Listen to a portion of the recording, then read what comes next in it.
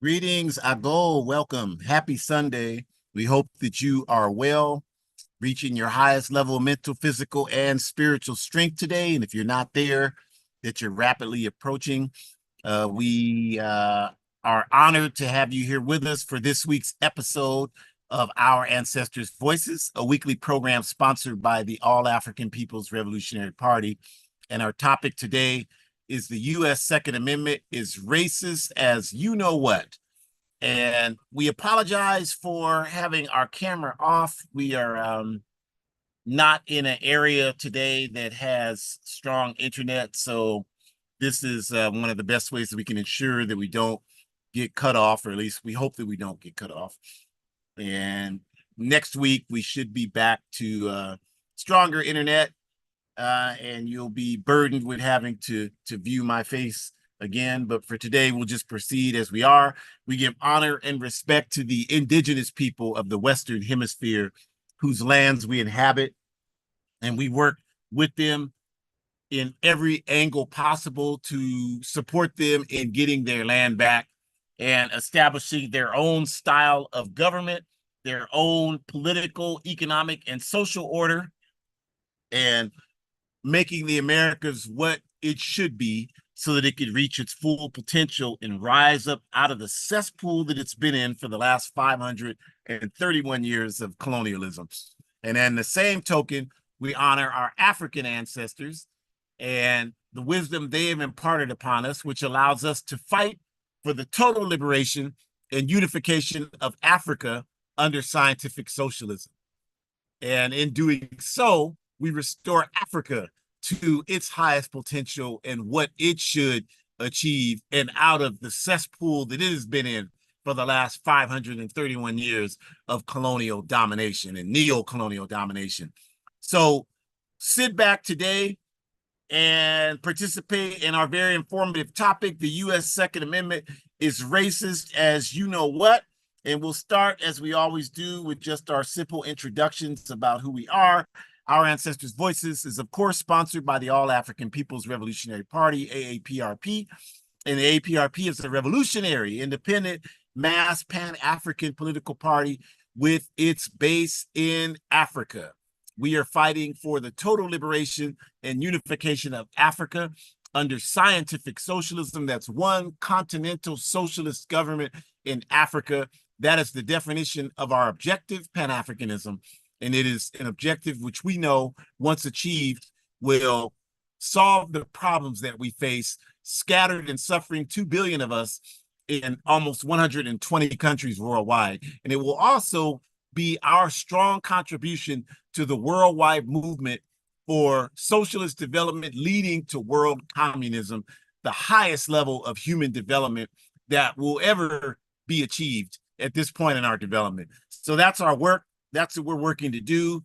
And that work to achieve Pan-Africanism is outlined clearly in Kwame Nkrumah's Handbook of Revolutionary Warfare, which is displayed by cover on the screen, and our strategy to bring about unity for all revolutionary Pan-African forces on the ground in Africa.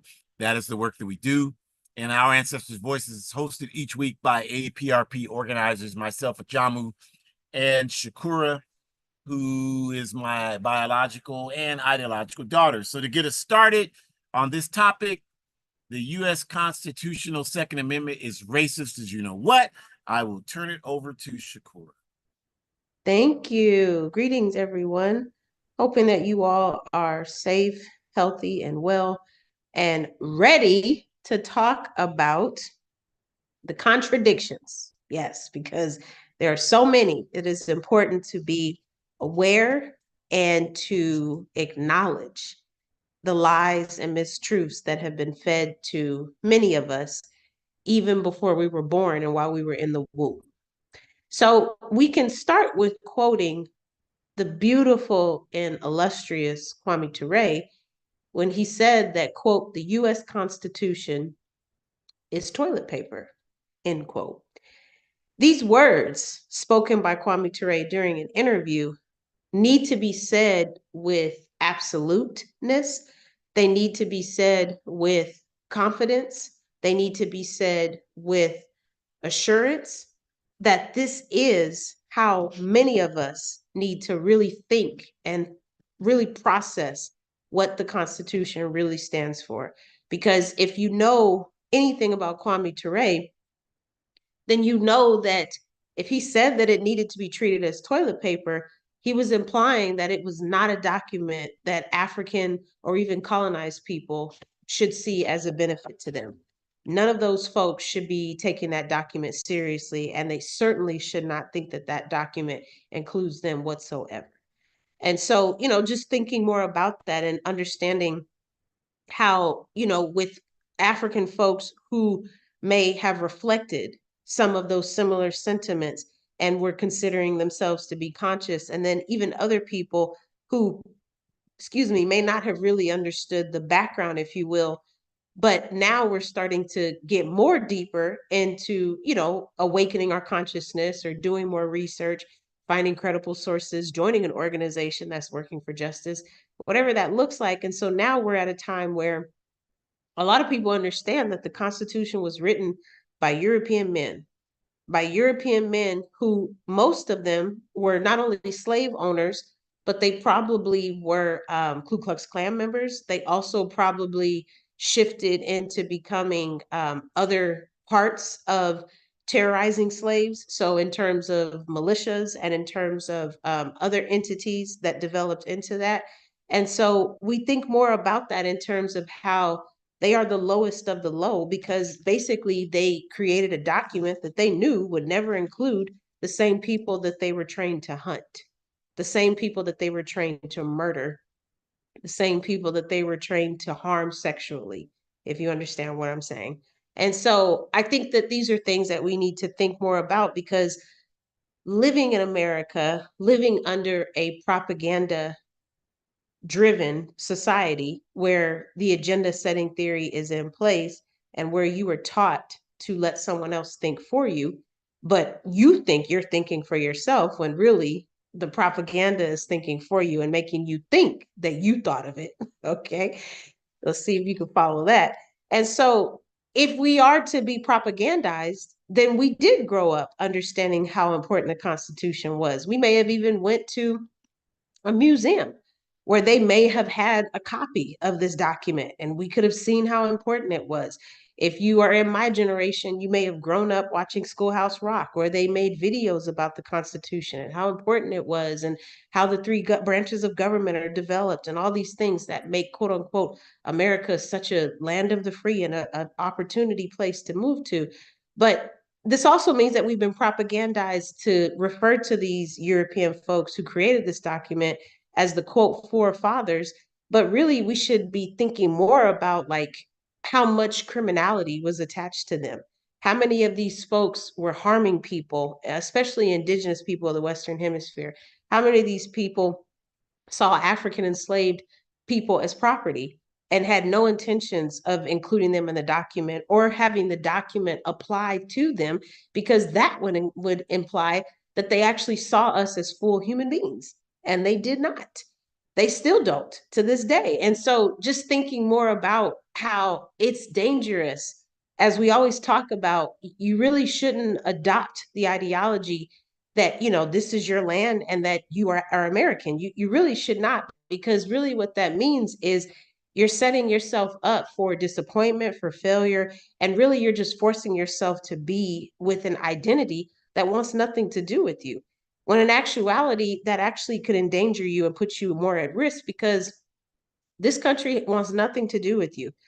It wants everything to do with the land that you descend from, but it wants nothing to do with you. And it will stop at anything to make sure that you don't get in the way of getting access to those resources that they're pulling and exploiting and stealing from Africa as we speak. And so I think it's really important just to think more about that, because, from the moment we are born, we are indoctrined into being trained, especially if you grew up on indigenous land soil, you're indoctrined and trained to start sporting events with the national anthem.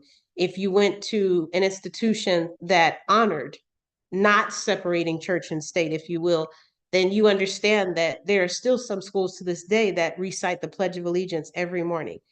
even though that has nothing to do with education. They cite it every day and take up valuable teaching time, if you ask me, with the students citing that, when really we could be getting more, reading skills developed. We could be working on math skills, writing. I mean, there's so many other things we could be doing with that time, but yet that's what takes place every morning. We can also think about how if you don't participate in these activities, then you are considered to be unpatriotic. Your behavior is considered to be un-American and all of these things. But I don't know if you ever stop to really think about, what does un-American mean? And by the opposite of that, so is it American to steal people's land, to harm them sexually, to take their life? Is that American? Yes, absolutely. So if that is the case, then I personally would not want to have anything to do with what it means to be American, because I don't see the value in taking the life from someone whose land I have stolen. But I'm also humanistic, and I also have ethics and values and things like that. So I guess that's what separates me. But I think those are really important concepts to really think about. Are you just adopting this ideology of being American because that's what you were taught? Are you adopting this ideology because you think there's nothing else out there for you? Are you adopting this ideology because you don't really know who you are? Maybe it's all of the above. And maybe this opportunity, this seminar today, will give you a real chance at exploring who you are and why it's okay to potentially refute and resist the current ideology that propaganda has put on you for so many years, and to actually start to consider what it means for you to take on another form, to adopt another lifestyle. I've been really pushing lately for being more conscious, African people to be more conscious of how colonial terms are embedded in our everyday norms and societies. So, really challenging Africans to really consider what it means to use the term African, and to devoid themselves from using the previous terms of African American or Black. Even as they roll off my tongue, my mind hesitates to let those words leave my mouth, because thankfully my environment has cultivated a space where I know that those are not terms that I don't even want to think about. They're not terms that I even want to let leave my mouth, because that means that I believe in them if I'm speaking them into existence, and I don't. I don't believe in those terms. I don't agree with those terms. I don't think those terms have value. I don't think they have meaning. I don't think they have accuracy. More importantly, I think that they were created by some people from Europe, and they got to decide how they wanted to classify me and my people. And I don't need any of that. We already have our own systems in place, and we already had our own names for our countries on our land before you all came over there and renamed everything and just disrupted all of the environmental balance that we already had. So, no, we shouldn't be using colonial terms, and we should question every single thing that we're doing, because 9 times out of 10, it is rooted in colonial white supremacy, heteronormative patriarchy. And we should question that. We should question that every second of every day. Why is it that we say, howdy neighbor, or whatever the terms are? Like, why is it that we do those things? You should question every single thing, because I guarantee you, at some point, it's going to tie back to some type of oppression. I guarantee you it's going to tie back to that. This has slightly nothing to do with this topic, but also it does. And so, like, in my research, I'm starting to learn more about just how embedded oppression, white supremacy, and patriarchy is. And the participants that I'm interviewing, they're talking to me about their experiences and how they were dismissed, how they were discounted when they went to the doctor's office. And you all know I study maternal mortality rates impacting African descent folks who can labor children. And so I was really trying to understand one specific thing. And someone said to me, well, one thing that I processed about my birth is, I know the doctor gave me a husband stitch, and I didn't know what that was. And so I asked the person, I said, can you elaborate more on that? I'm sure by you saying husband, it has something to do with patriarchy, but can you please just give me a little bit more? And she's like, oh, yeah, I'd be happy to. She said it has everything to do with patriarchy. And then she went on to explain, and I'll speak, cleanly for the younger viewers who may be listening, but basically right after delivery and pushing the child out, if you did vaginal, there was this idea where you needed to be stitched back up. but it wasn't necessarily based on your comfort, even though you just pushed a child out. It wasn't based on your needs at all.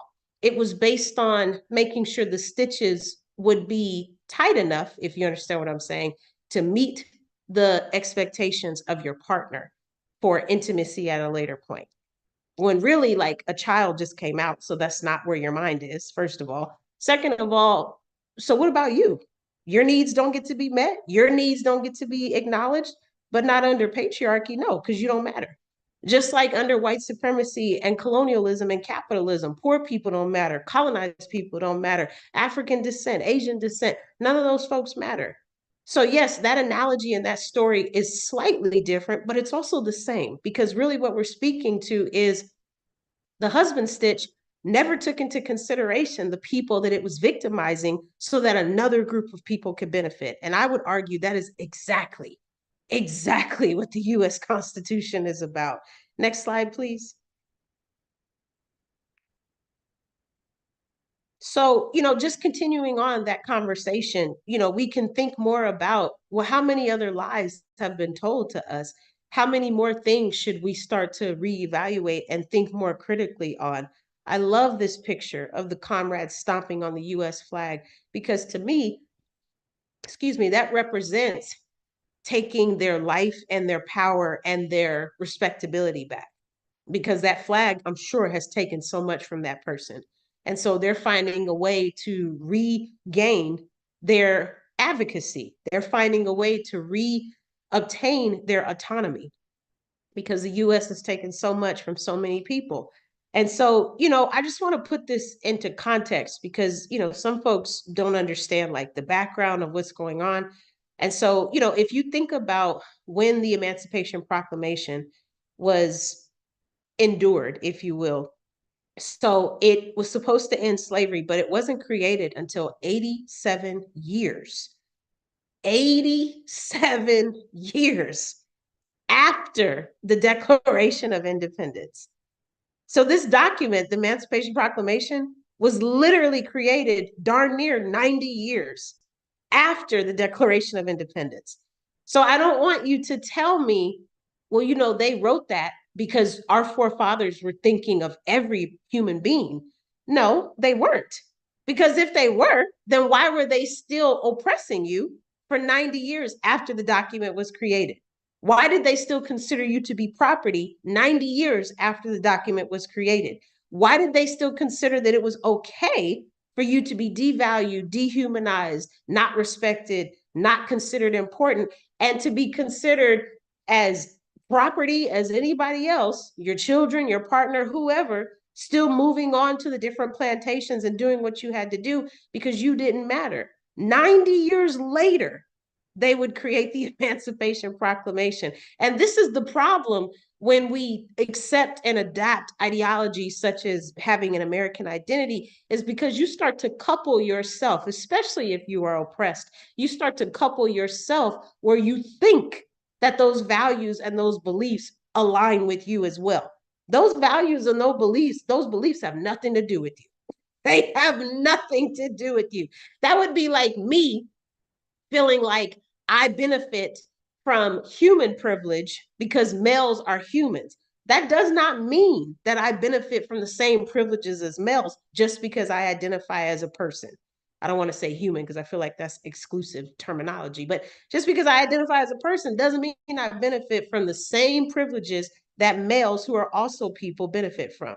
So this is really important that we really break this down, because if you accept that ideology that you are an American and you're benefiting from all the same privileges that other quote unquote Americans are benefiting from, we strongly suggest you really unpack what that means.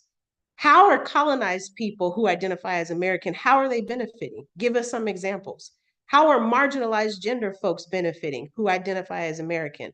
How are differently abled folks benefiting who are also queer and colonized? How is that working out for them?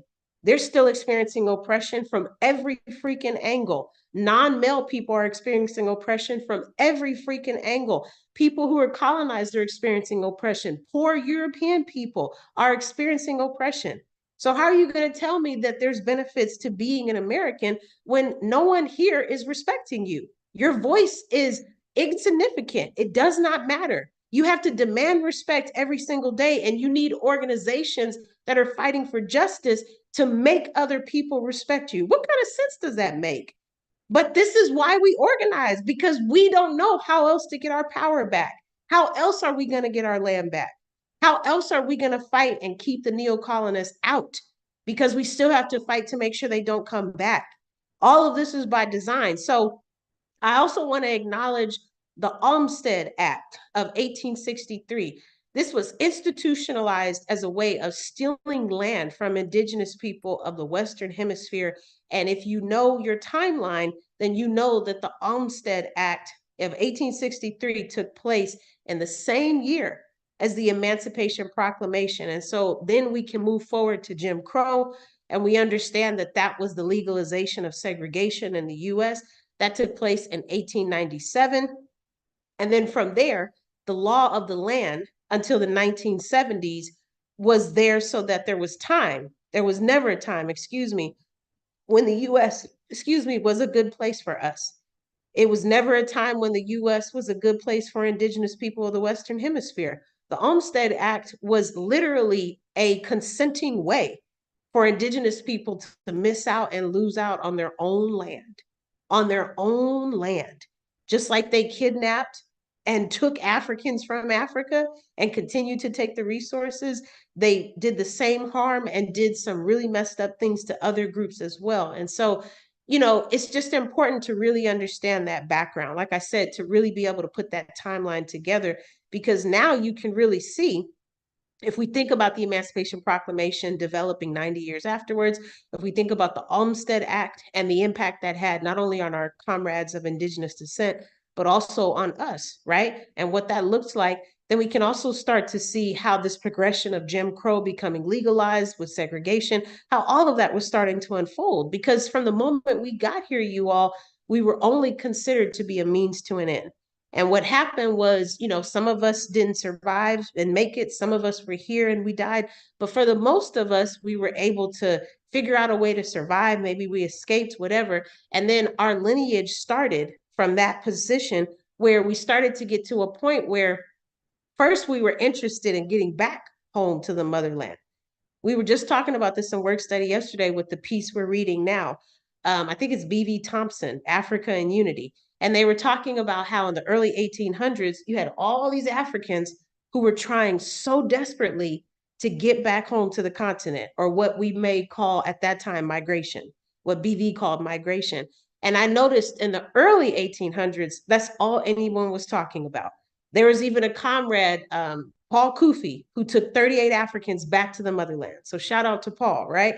But later, as we progressed into the later 1800s, now we're starting to see that more people are starting to adopt what he referred to as assimilation, where we have comrades like Booker T, we have comrades like WEB, and they're telling people, y'all, we just need to figure out how to stay here and make it happen. We need to figure out how to survive. We need to take on this capitalist ideology. Now, you're not going to be a first class citizen. You need to accept the fact that you'll be seen as a second class citizen, but at least you'll be a citizen. What? And that's just so interesting to me because, like I said, at the beginning of that, we had no issue with going back home to our continent. But as that time period progressed, we started to give up. We started to buy into the capitalist ideology. We started to buy into the lifestyle that was never meant for us. It was never, ever, ever meant for us. That's why we've been struggling to fit in since the beginning of time. That's why we've been struggling to figure out how to wear our hair since the beginning of time. We've been struggling to figure out why our body is considered to be BMI over because it doesn't take into account bone density and voluptuousness.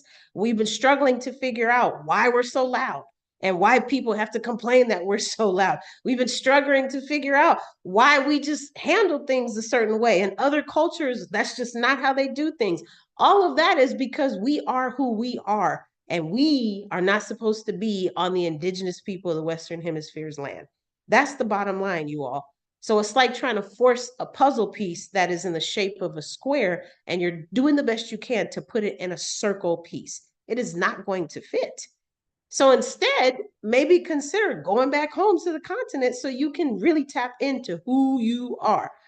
But before you do that, get your passport and sign up and join an organization that's working for justice so that you can learn more about the US lies and the contradictions that B.B. Thompson, Kwame Nkrumah, Sekou Touré, Amilcar Cabral, so many other authors that I can't even think of right now on our work study list will be talking to you about. That is the best way that you can help free your people is by increasing your political education and joining an organization that is working for justice. So don't believe the hype and keep up resisting capitalism. Ashe, obrigado, Madasi. And I want to pick up on, for the rest of the time that we have, something that you said that really, I hope, really resonates with folks. And that's that you talked about how the capitalist countries, because we're not just talking about the US, we're always talking about the entire capitalist empire. Britain, France, Germany, Belgium, all of them are Portugal, Australia, Canada, and of course the Zionist state of Israel. They're all a part of the capitalist empire. It's a US-led capitalist empire. But you talked about how they always do things, the empire does, based on their interests. Like whatever decisions they make, it's based on their interests. And that it's funny to me that you said that, because I'm reading this book right now. It's so good. I read, taking a few days of recharging, and I've been able to take on quite a bit of reading. That's what I do, is read. So I read about 150 pages in this book today alone. It's called America's Tyrant, the CIA and Mobutu of Zaire, or the Congo. And the book talks about how, people are talking a lot more about the Congo today, which is great. But the book talks about the reason why you have such instability in the Congo today is because of what's happened there over the last 125 years or so. And it leads all the way up to, all of the events that happened. And especially over the last 60 years ago, 60, the United Snakes of America has played a major role in destabilizing the Congo. And we've done programs on that. You should watch them if you haven't, to get a perspective on why I say that. But my point is that the author of this book makes a strong effort to illustrate the point that the U.S. always acted in a way that was designed to preserve its political and economic interests in the Congo, its ability to have access to the uranium, its ability to have access today to the cobalt, the coltan, the gold, the diamonds, the copper, all of those vast resources which come from that region of Africa, which is the most resource-rich region on the planet Earth. And so every decision they made, from the Eisenhower administration to Kennedy to Johnson to Nixon to Ford to Reagan to Bush to Clinton to Bush to Obama to Biden and whoever the next clown is, have always been about one thing: preserving capitalist interests and access to those resources. And that's important because that was always how the U.S. did things. And when we talk about the Second Amendment and the U.S. Constitution, toilet paper, that refrain is still 100% correct. That when they wrote that document, as Shakur mentioned, their concern was for establishing a document that would preserve their capitalist interests. They had no intention of including us in that process, no concern about it, and they still have no concern about that today.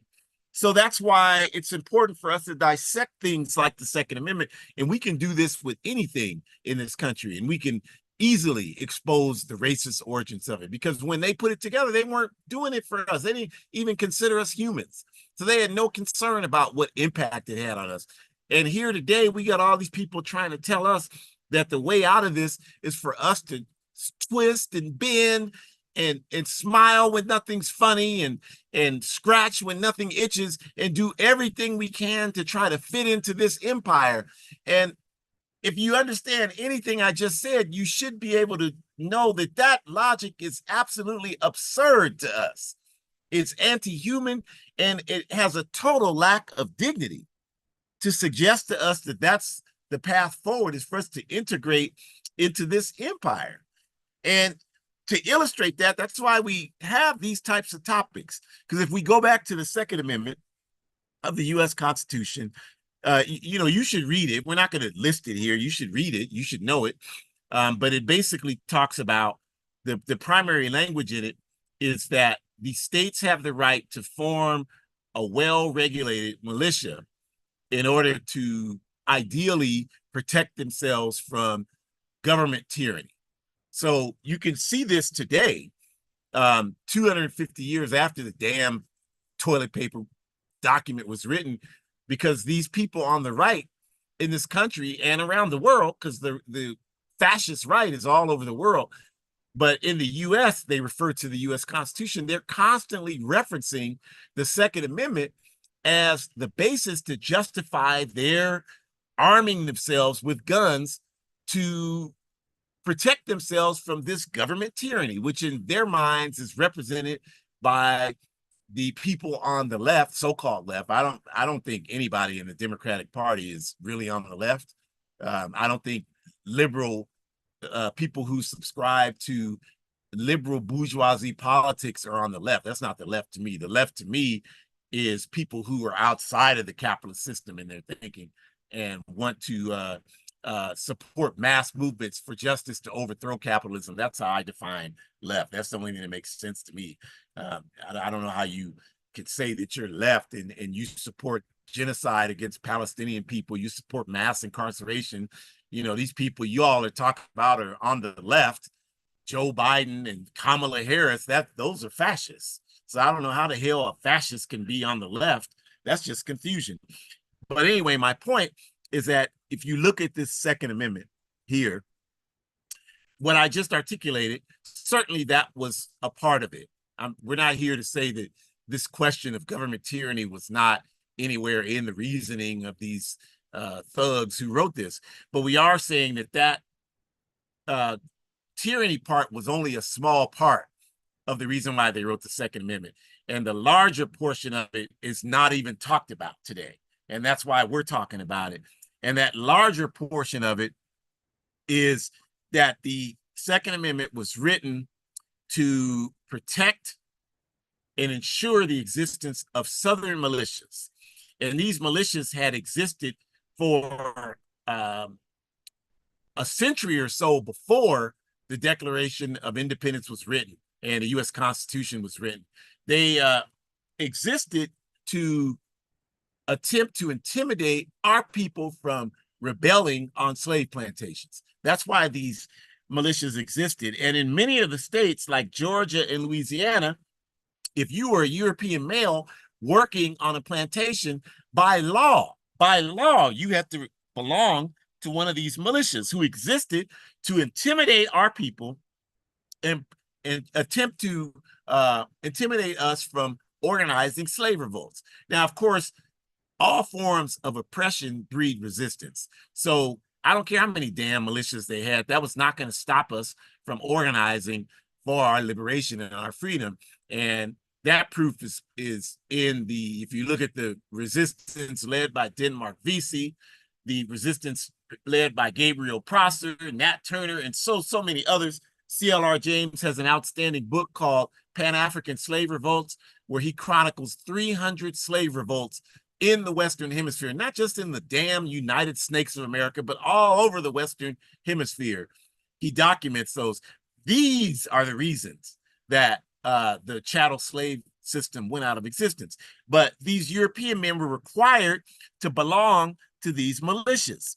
And so these crackers wrote this Second Amendment because they wanted to legally protect the right of these slave patrols, is what they call them, before they started calling them militias like they call them today, the ones that exist today. They call them militias, but they're slave patrols. That's what they were created to do, especially after the Emancipation Proclamation. Because once chattel slavery ended, African people wanted to leave the plantation life and search for a better life.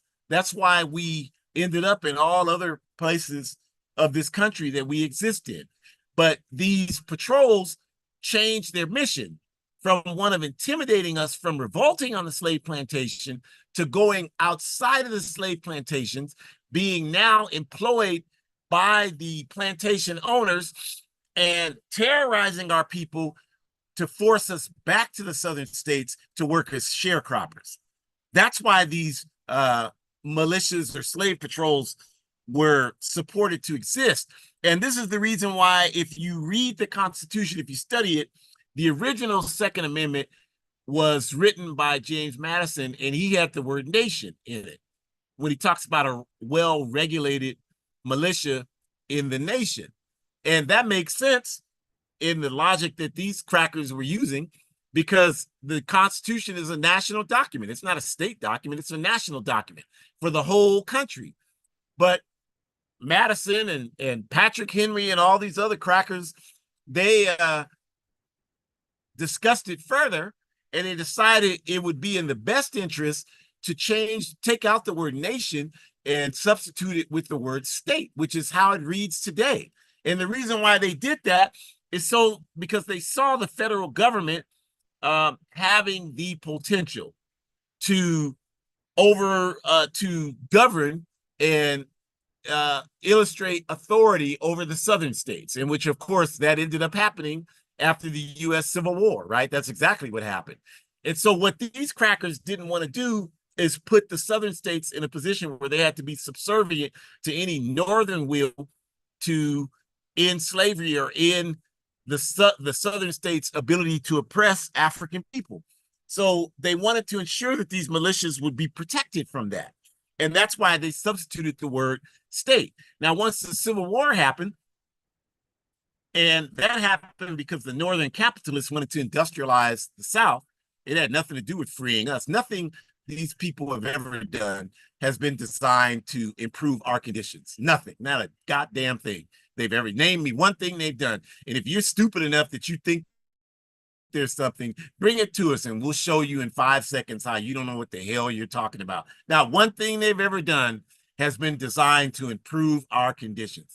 Nothing. The only things that have happened that have genuinely attempted to improve our conditions is because of the work we did to push to make those things happen. This country has never done anything. It's never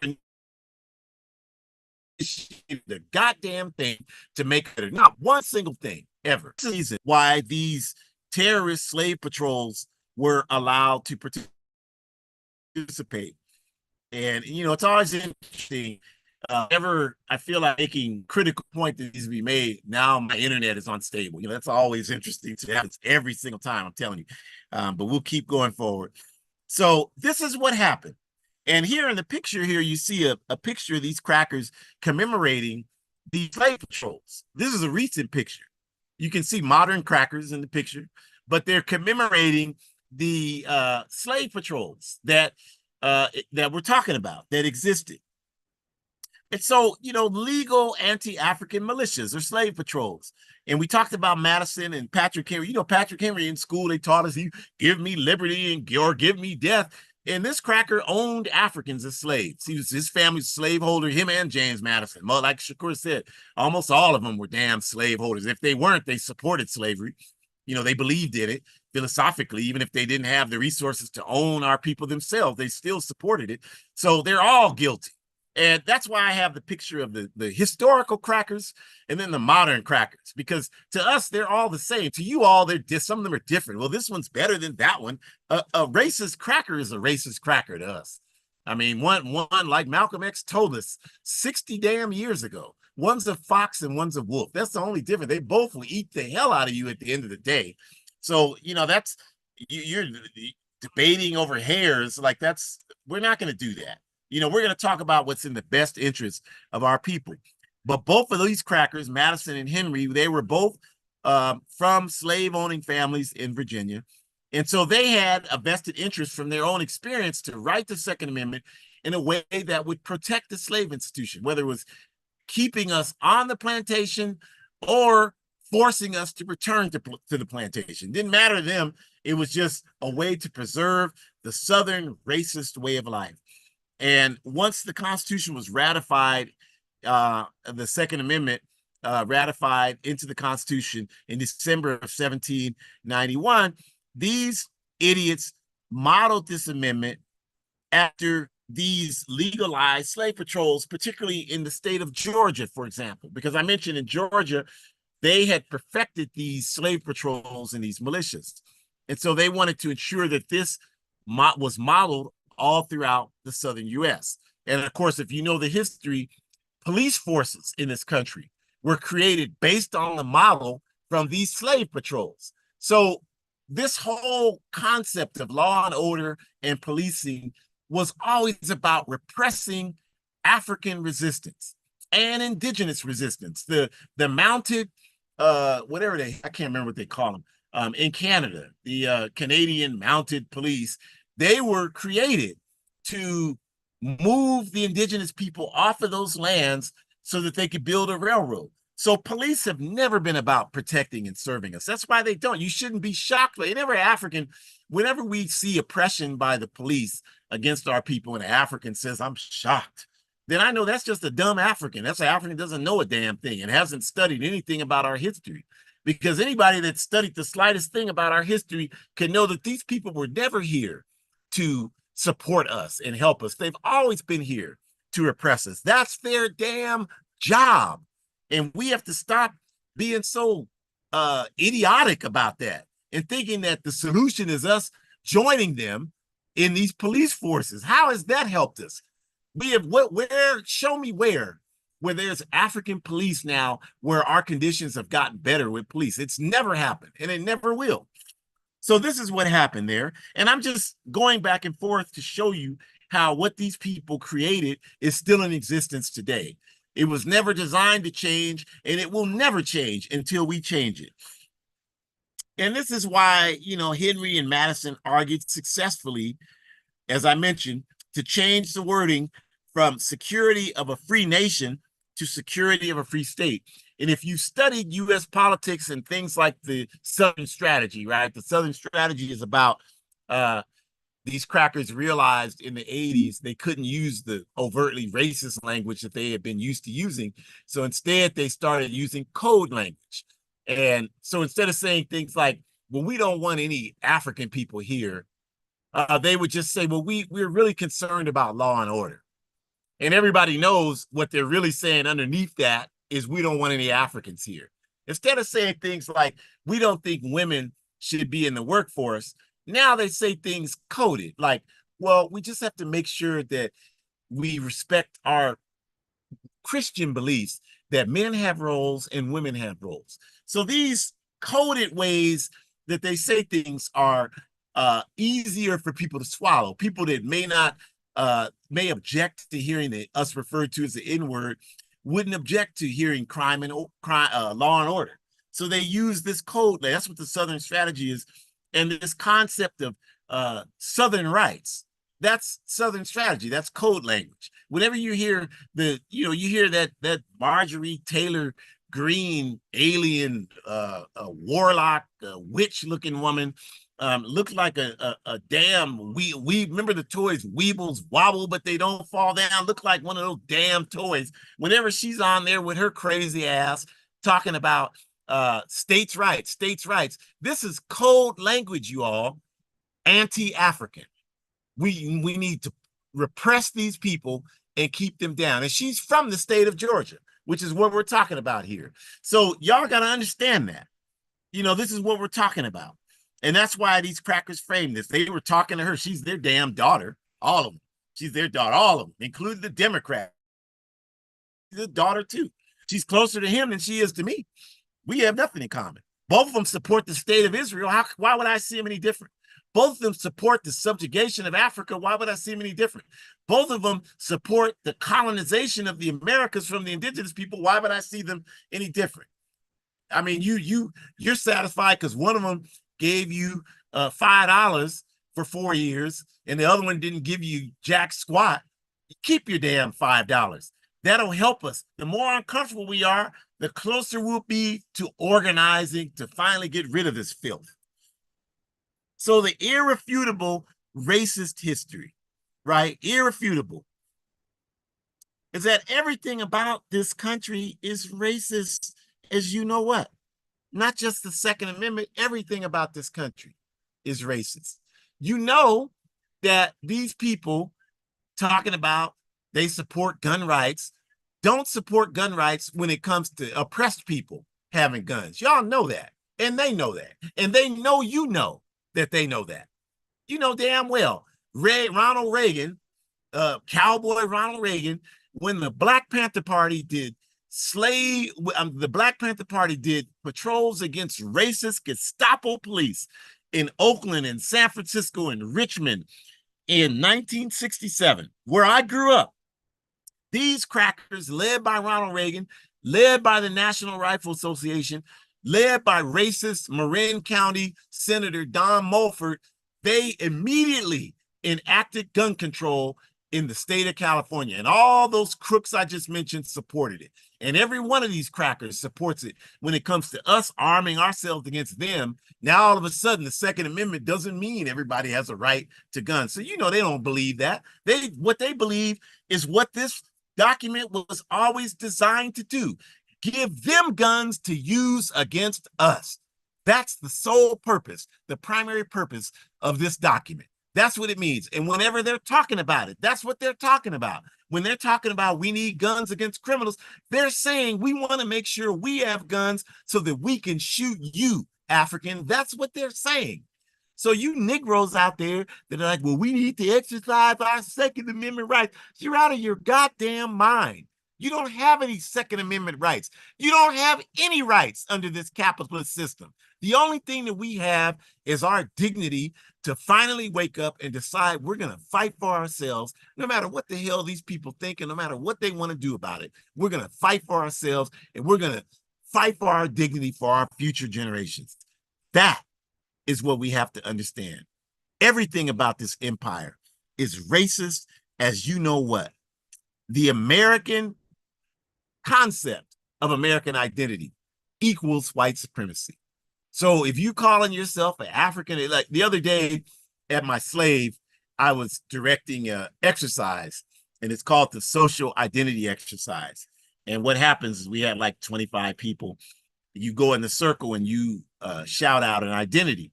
And the people who identify with that identity go in the circle with you. And you can only shout out an identity that you yourself represent. So, it's a very interesting it's a very interesting icebreaker. That's what I was using it for, because people will go in the circle and say, at first it starts out innocuous, right? People say father or parent or, artist or something. And then as the game goes on, because it goes on for about 30 minutes, people start to shout out some much more serious identities like undocumented or sexual assault survivor or incarcerated, formerly incarcerated, things like that. And then the purpose of the exercise is that you think you're the only one, and then other people come in the circle. And then you realize, okay, I'm not alone. I have people here that I can, maybe talk to, build a relationship. So that's the importance of it. So we did the exercise. I'm conducting it.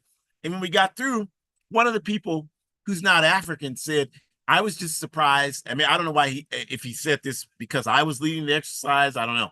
But he said, I was just surprised nobody said African American. And there were like 4 Africans, 5 or 6 Africans of us there. And I just said, well, I didn't say that because I'm not an American. And everybody laughed because they know, they knew that was what I would say. I'm not an American, so why would I say that? And he was like, oh, I meant African. I'm like, okay, well, then say that. Don't say African because you know that that's not it. And I've had that conversation with this person. So that's why they finally responded the way they did. But my point is that this concept of being an American, whether it's a hyphenated American, whatever kind of damn American you want to be, all you're doing is perpetuating this systemic racism that we've been talking about for the last 50 minutes and what we talk about every week. That's all you're doing. So if you haven't done it already, you should today denounce the American part of the identity you've been using. Don't use it anymore. Say that you're an African fighting for African dignity. You're African fighting against capitalism. You're African fighting for Pan-Africanism. That's the one I use. You're a European fighting against injustice. People ask you, what's your nationality? I'm a European fighting against injustice. Just say that. It's accurate. If it's true, if you're really doing that, it's accurate. And if you do that, you'll feel better. I'm an American. You sound like a damn fool. Because what you're doing when you say that is you're saying all of the stuff this empire does, you are in agreement with it.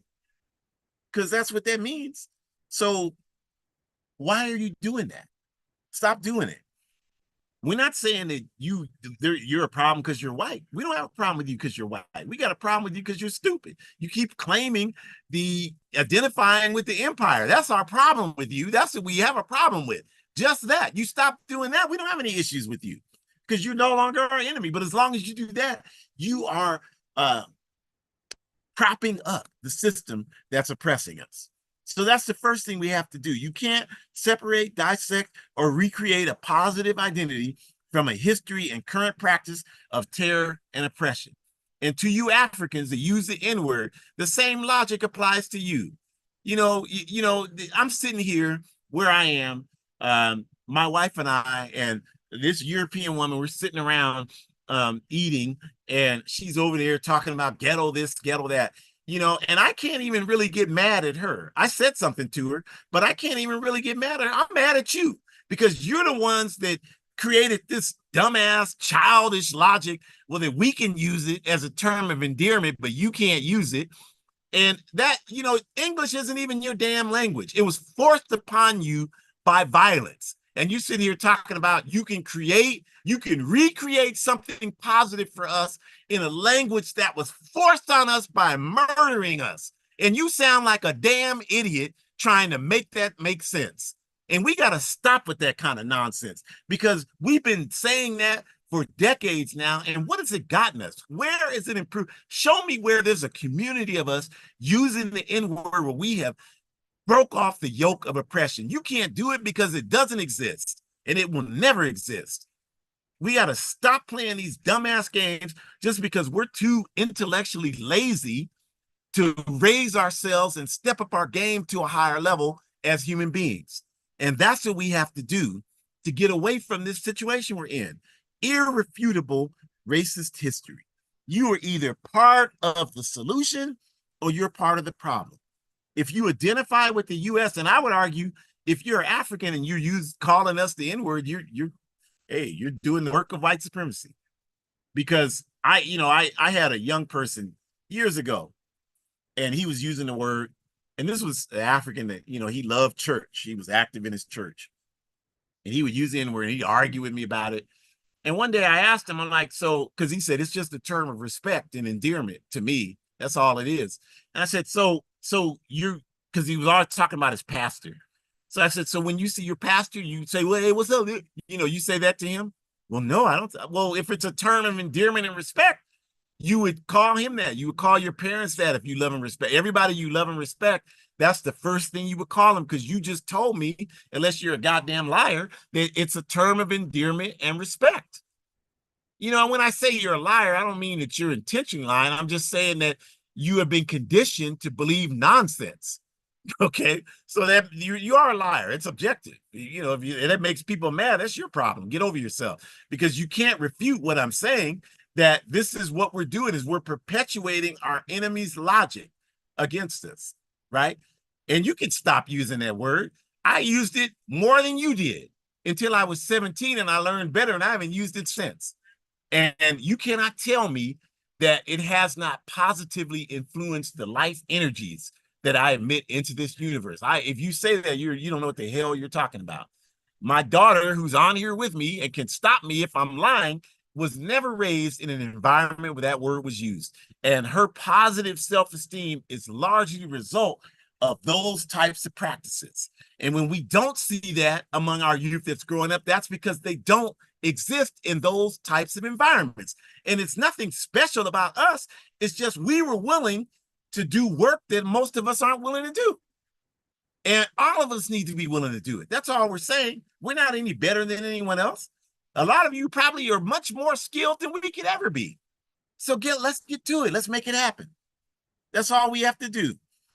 And understanding these racist, cold, Southern strategy, BS, U.S. Constitution, forefathers, we need gun rights for it. All of this is a bunch of nonsense. You are an escaped slave from the goddamn plantation. That's all you've ever been over here. And y'all, whether you like it or not, that's all you will ever be over here.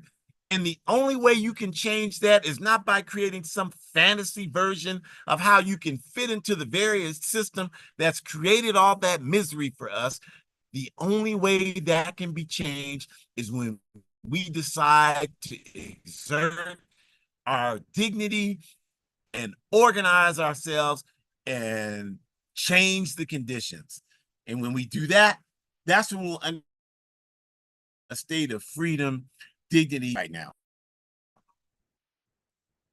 So we thank you for joining us. Yeah, I know my internet connection is unstable after all of that. I'm sure it is. But join us next week, Sunday, July 14th, 2024, same time, same place. We're going to be preparing for Pan-African Women's Day, which is coming up. We're going to be talking about women freedom fighters in Africa. So we want you to join us for that. Very important program. And of course, our upper left-hand corner, AAPRP, the QR code, the red one. You can go to AAPRP programs. We have other programs beyond this one. You don't have to like this one, but you should support all programs that are trying to uplift our people and humanity. So we have many more there. The Forward Ever Shop, you can order clothes and support Revolutionary African Organization. Please do. Hoodcommunist.org. Definitely want to invite you to support our Revolutionary Pan-African blog. And you can go to join the APRP, aprp-intl.org. You can donate to the APRP.